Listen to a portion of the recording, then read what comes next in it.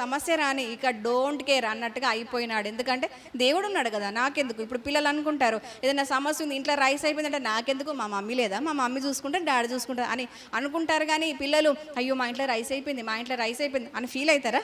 Car కదా. అట్లనే దావీదు ఎట్లా మారిపోయినాడంటే, సమస్య వచ్చిందా నా దేవుడు చూసుకుంటాడులే, సింహం వచ్చిందా దేవుడు చూసుకుంటాడులే, ఎలుగుబంటి వచ్చిందా దేవుడు చూసుకుంటాడులే.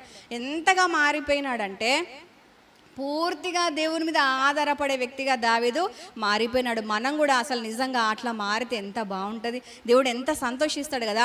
ఏ సమస్య రాని, ఏ పెద్ద కష్టము రాని, ఏ అనారోగ్యం రాని, ఎలాంటి పోరాటం రాని, ఏం కాదులే దేవుడు ఉన్నాడులని ఉరికిపోయి దేవుని దగ్గర, దేవుని పాదాల దగ్గర మోకరిల్లి నువ్వు చూసుకో దేవాన్ని మనం ఆయనకు అప్పగించి మనం నిశ్చింతగా ఉంటే చాలా సంతోషిస్తాడు దేవుడు. నిజంగా అట్లాంటి మనసు, అట్లాంటి విశ్వాసం, అలాంటి స్థిరమైన మనసు ప్రభు విషయంలో మనందరికీ కలుగునుగా. ఆమేన్.